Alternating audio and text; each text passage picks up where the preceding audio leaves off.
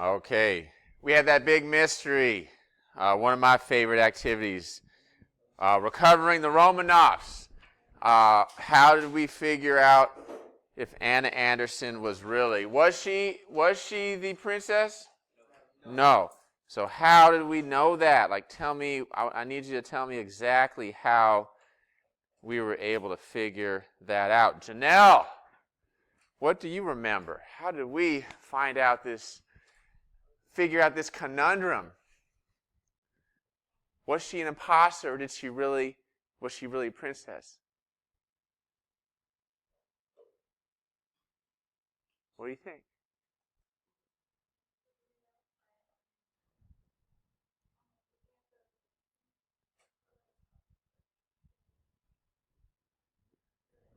It was on the screen, right? What were those things we were looking at? Well, we looked at the skeletons to kind of figure out maybe who was in the grave, right? And we figured it matched the ages, right? But we don't really know who it is unless we look at what? What do we really use to get the identity? Not? Janelle? You ran out of ideas? Okay, let's see. You want some help? I'll give you some help. Caesar, perfecto. What do you think? DNA, yeah. So on the screen, we compared the DNA from her to whose DNA? Oh. Yes, it was one to the right. Good. So we can compare, and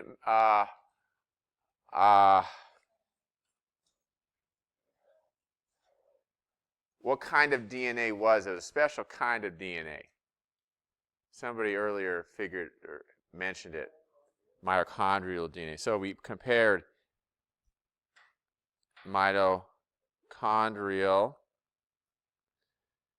DNA from Anna Anderson to a close living relative of Princess Anastasia.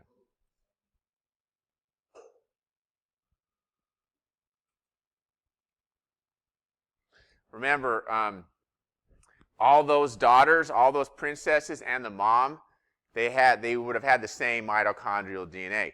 In all the maternal relatives, it would be the same. So we had, I think it was Princess, was it Prince Philip, I think? Prince Philip that we matched it to. So we compared that mitochondrial DNA. Remember, we lined up those letters, and we looked for matches, or non-matches in this case, and we saw some places where it didn't match up. So she did not match, so she was not the princess. Okay? There were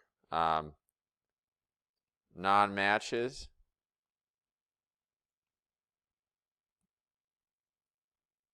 between the sequences.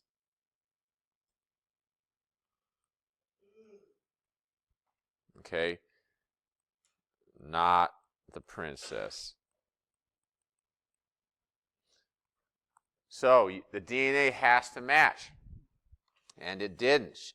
This Anna Anderson, it should have matched up with this living relative. All the other skeletons did. You know, we saw all those. We had all the other princesses there. They all matched up to this Prince Philip.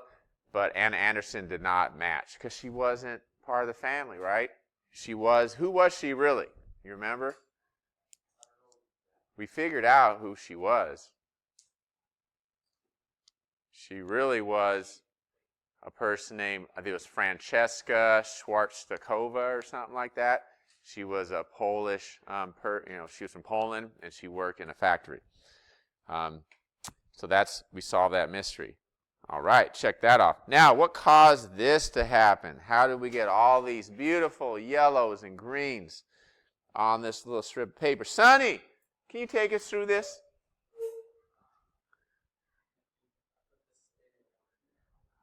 All right. So we took spinach, right? A spinach leaf. So we took a spinach leaf and we took the leaf, the paper, and what did we use on the spinach?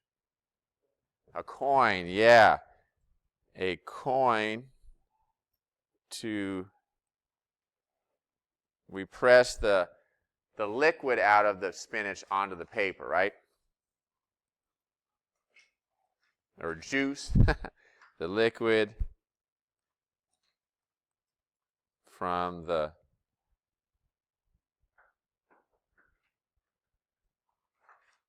onto. So we had a nice line of green. Remember, it started out that thick green line, that dark green line. Okay, so we got the paper, and you can still see the line right here. So we had that. But how did we get all those colors to go up here? What did we do to this? We dipped it in the solution. I put in the test tube with the solution. We placed the paper in the test tube.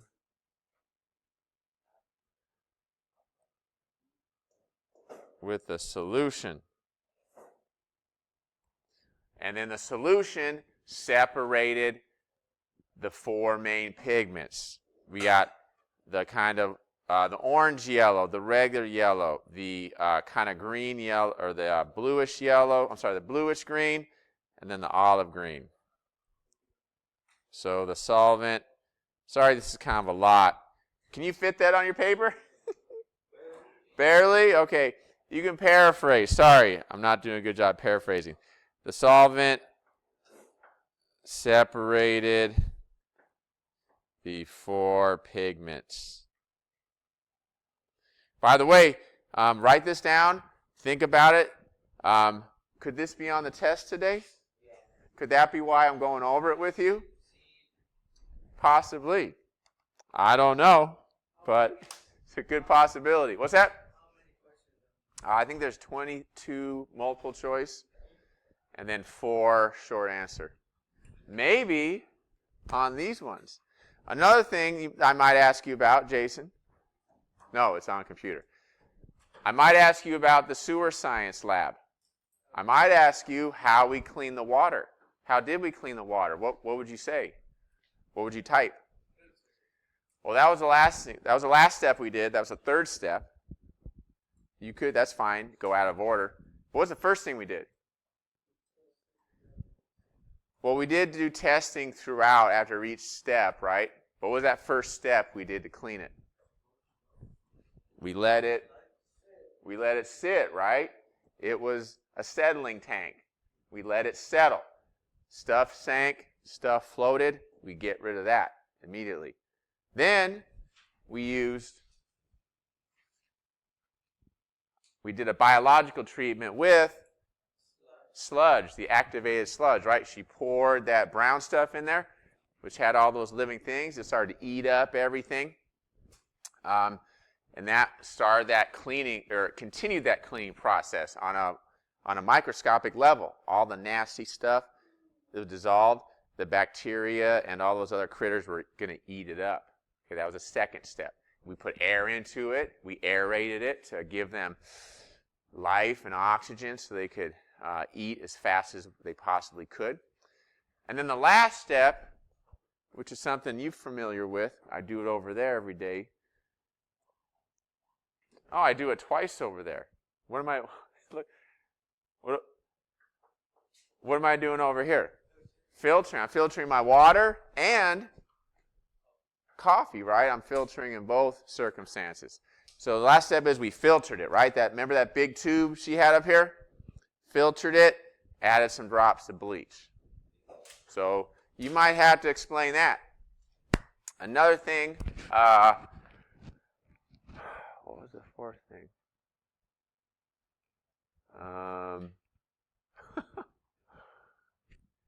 Those two. Oh, Remember the leaf disc lab where you punched out the spinach? We put them in a tube. And what did they do at first? They floated, but we needed to get them to sink. So how did you get them to sink? You put pressure on them. And what did that do? How did that make them sink? It pushes the air out, right? Things float when they have air in it, right? You guys know that, right? You know that. So we squeeze all the air out. We sucked all the air out. We squeezed it out, however we did it. So they sank. But then what did they do next? They started to float again. Why did they start to float again? Oh, Leonardo, you got to put that away. You got to zip it up, put it in your backpack. So why did they start to float again? Yeah, the light shone on the discs, and what process started to happen? Photosynthesis. You guys know photosynthesis, and you know that plants, through photosynthesis, make what? Oxygen. So those oxygens started to get created in the little discs, and that made them float, right? It created more gas, and it floated again. So we took the gas out, they sank. The gas went back in, and they floated. Okay? So you might have to explain that. I'm going to take you through the study guide, so you have all the answers for that, and you'll get to study that right before we take the test. All right? So get out your study guide, and let's go over the answers. So you're going to write the answers in if you don't have them. If you already have the answers, just double check that your answers are similar to mine. They don't have to be exactly. Don't submit this yet. I'll collect this after the test. Okay? All right. So just go through and make sure you have something similar to what I have. All right? So, hold on a second. I'll just leave that. Chromosomes are made out of DNA and protein. I think you have that. And here is the process of meiosis. Okay? Basically, prophase and anaphase 1 is what we want to focus on. But we see the crossing over in prophase 1, that creates variation. Metaphase 1, homologous chromosomes line up in the middle. Anaphase 1, the homologous chromosomes are separated, and that's the magic thing. That's what makes it go from full set to half set. And then the telophase, the two new cells are created, both with half of the original number of chromosomes.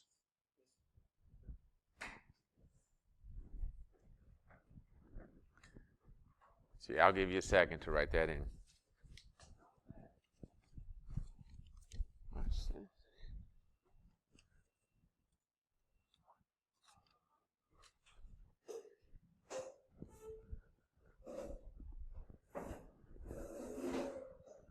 Yeah, Jeremy?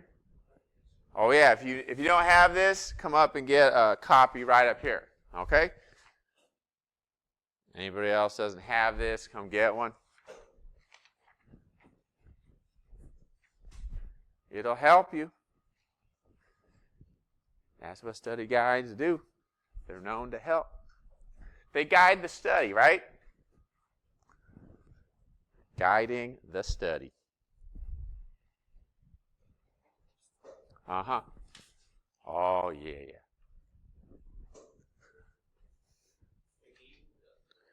I'll move up in a second.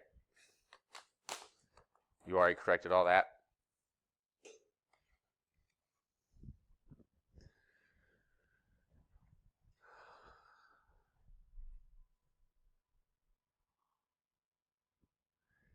And then our sex chromosomes, our X and Y, they determine male or female.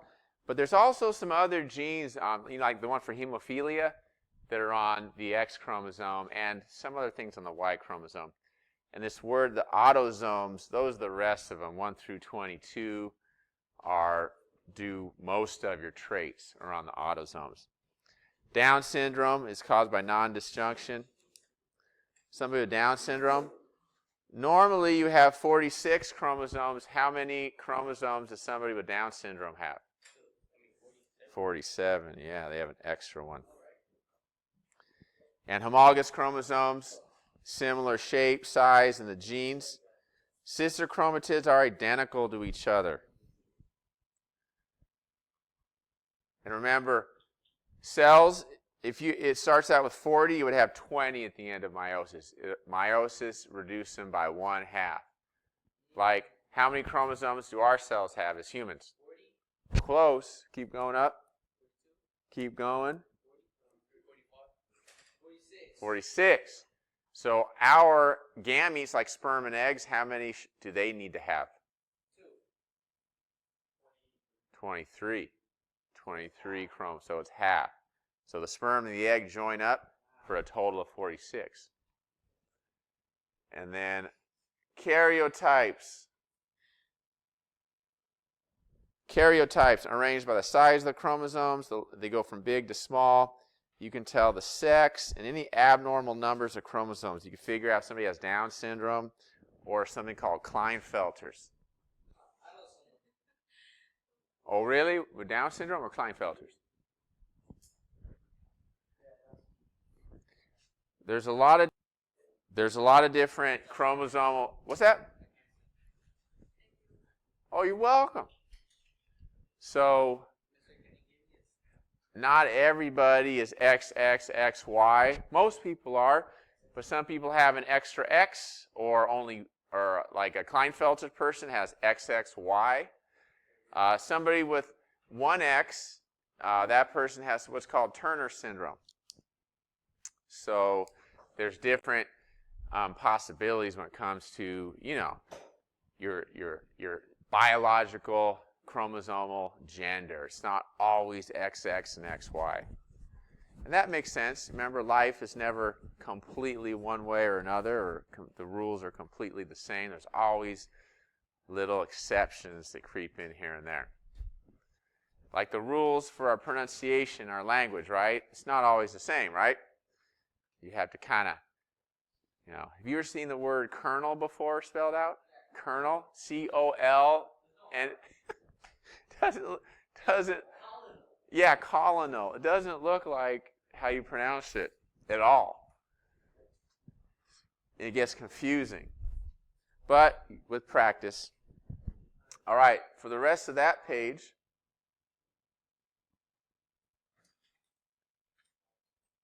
all right, couple, know what codominance means, that both traits, both alleles show up in the phenotype. An example would be like somebody with AB blood. If they have the A and the B, they have both proteins. We got sex linkage. Some genes are located on the X or the Y. Therefore, they're seen more in one gender or the other. And then one of my favorites is incomplete dominance. They blend. And a good example for that is a snapdragon flower. If you cross a red snapdragon with a white snapdragon, what color do you think you'll get? Pink. That's cool, right? That makes sense. That makes sense. They blend. But most genes don't blend like that. Most genes either cover them up or you need to be recessive to see. Yeah. Can be seen in phenotype, in the appearance.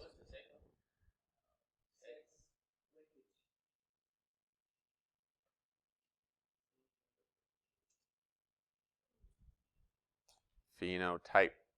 And the sex linkage is that last one. Well, no, color blindness. There's probably about 20 to 40 males on campus that are colorblind. And you definitely know somebody who's colorblind. Do you know any people who are colorblind? Okay, you do. It's not as, like I have 2 friends that are colorblind.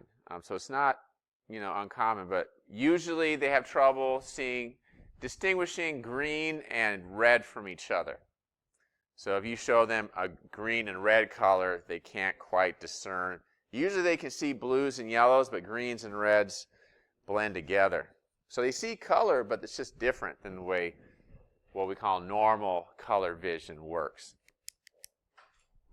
So how do they tell the stop sign if the light is red or green?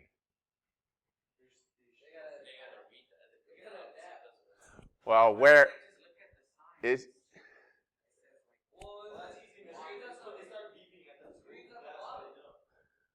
It's at the bottom, exactly.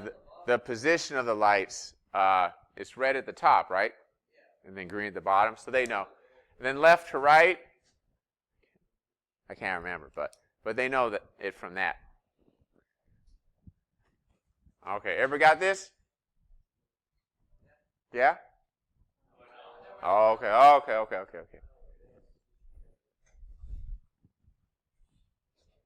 Second page. Here are these Punnett squares. All right. So, the mother has O blood and the father's AB. What could their kids have? So here's the father, AB. Here's the mother. They both could have only one type of genotype. And you can see what kind of blood are the kids going to have. What kind of blood? A blood or B blood. 50% A, 50% B. Those are the only kinds.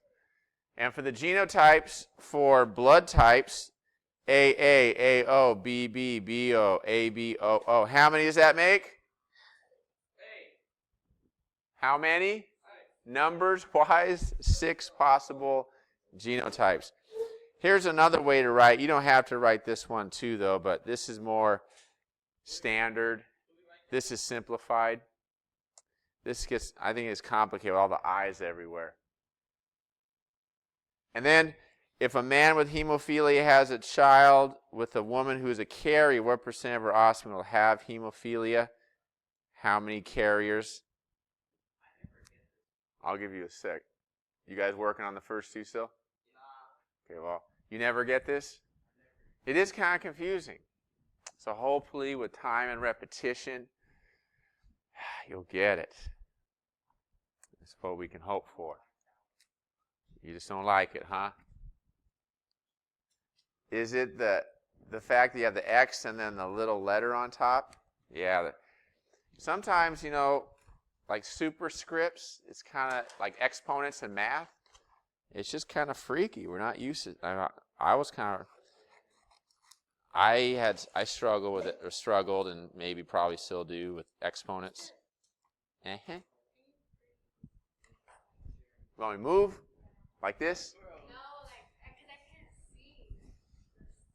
Oh, dang. Okay, that's what you meant. Oh, no problem. Uh-oh, now I'm blocking Destiny. Let me take my project elsewhere.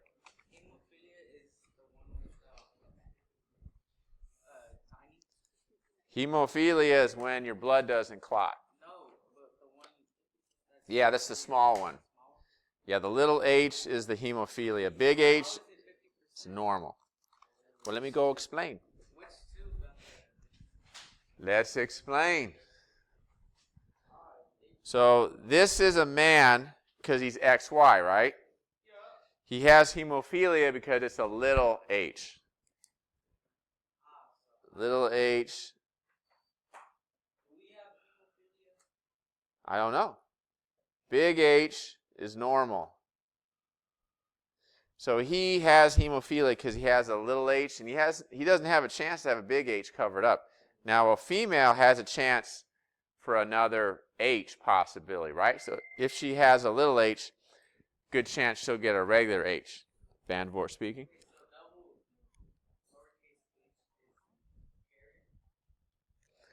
What's that name again?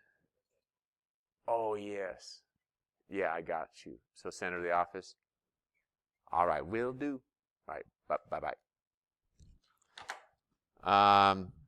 So this person is a female because they're XX, and they are a carrier, right? They can pass this on, just like the Tsarina. Princess Anastasia's mom, she was a carrier, as was Queen Victoria, who gave it to everybody.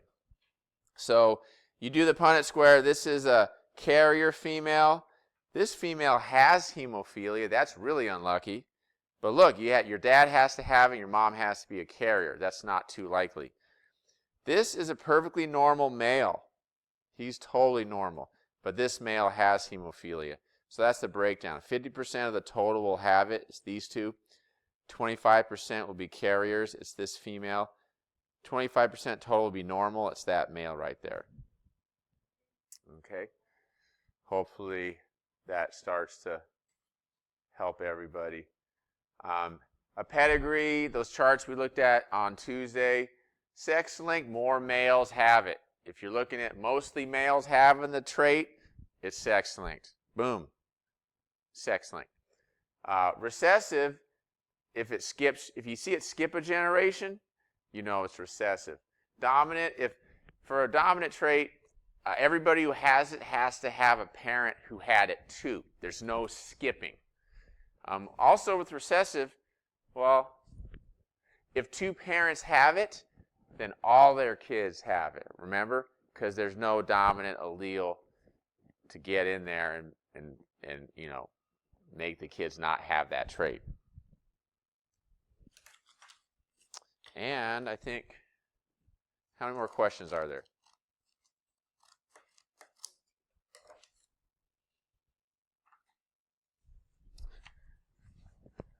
All right, everybody has this? Okay. Oh, so that's it right here. We have a healthy couple. They have a child affected by recessive disease. What's the possibility their second child will suffer the same disease? It's a 25% chance every time. Even if they have 5 kids with the disease, it's a 25% chance the next time. If they have 10 kids without the disease, it's always a 25% chance, because this is what the genes would look like. So every time they have kids, it's 25%. 25% every time. Every kid, every time they have a chance. Just like every time you have a kid, it's 50-50, it's male or female. Every time. Even if you have 10 boys in a row, it's 50-50, it's male or female for the 11th. No matter how many kids you had before that were whatever sex, it's 50-50 every time. It's 25% every time. And ABO blood groups demonstrate codominance and multiple alleles. All right. So finish that up. I'm going to give you about 10 minutes to study, and then we'll start. In the meantime, grab a Chromebook, log in, get ready on Canvas so you'll be able to start quickly. The network has been a lot better today. It wasn't slow this morning, so hopefully it'll be okay today.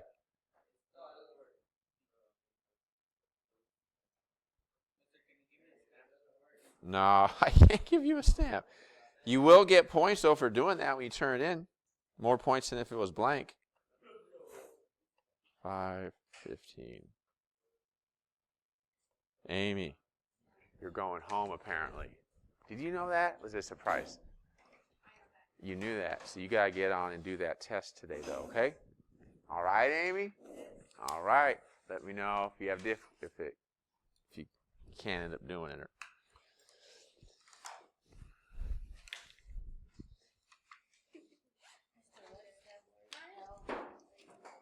Multiple?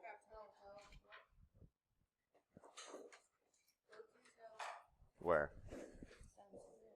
Proteins. Oh, help package DNA. Yeah, proteins help package DNA. Yeah.